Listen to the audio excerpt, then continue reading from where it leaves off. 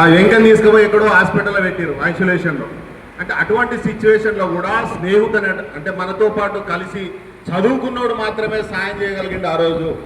ఈరోజు అటువంటి ఆత్మీయ సమ్మేళనం రేపొద్దున భవిష్యత్తులో మనకి ఎటువంటి కష్టం వచ్చినా కూడా మనోడు ఎవడో ఒకడు ఉన్నాడు, ఏదో సిచ్యువేషన్లో ఏదో డిపార్ట్మెంట్లో సమస్య వస్తే కూడా వాడు నన్ను ఆదుకుంటాడనే ఒక నమ్మకము మీకు ఏర్పాటు చేయడానికి, అవకాశం కల్పించడానికి రేపొద్దున భవిష్యత్తులో ఏ ఇబ్బంది వచ్చినా కూడా మీరు ఆ అవకాశాన్ని సద్వినియోగం చేసుకుంటారని తెలుసుకుంటున్నాను. ఎందుకంటే ఆ కోవిడ్ వచ్చిన టైంలో అసలు మనుషులు చచ్చిపోతారో తెలియదు. లాస్ట్ తల్లిదండ్రులు లేరు, పిల్లలు లేరు, భార్య లేదు, ఎవరు లేరు. అసలు మనమేమో కూడా ఐసోలేషన్ సెంటర్లో ఉన్నాడు, నేనే కూడా ఐసోలేషన్. ఇక్కడేమో మాకు కూడా వస్తుందేమో, మేము చచ్చిపోతామేమో, అసలు ఆ భయం చాలా మందిని చంపింది.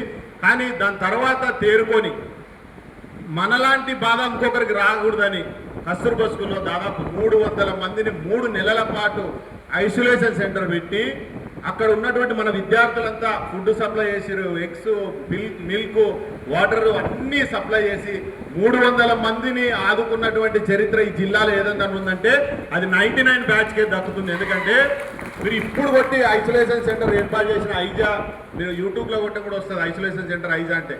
చాలామంది కేసులు పెట్టుకున్నాం.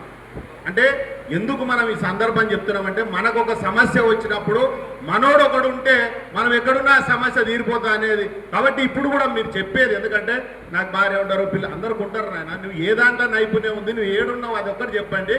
రేపు ఏదైనా మన దోస్తు ఇంకోనికి అవకాశం ఉంటుంది. రేపొద్దున మనం ఎక్కడైనా అవసరం పడితే మనకు అవకాశం దొరుకుతుంది. ఉపాధ్యాయులు ఉన్నారు, అందరి ఆశీర్వాదంతో అందరూ ముందుకు పోవడానికి భవిష్యత్తు మంచిగా ఉంటుంది. కాబట్టి మీరు ఏం చేస్తున్నారు, మీ పిల్లలు ఏం చేస్తున్నారు, మీరు ఎక్కడున్నారు, ప్రతి ఒక్కటి మీరు చెప్పండి. ఎందుకంటే ఇంట్రడక్షన్ అంటే ఇంట్రడక్షన్ కాదు, భవిష్యత్తులో మనందరికీ ఉపయోగపడే విధంగా ఉండడానికి ఒక వేదిక చేస్తున్నాం. ఆ వేదికని ప్రతి ఒక్కరు సద్వినియోగం చేసుకోండి. Thank you.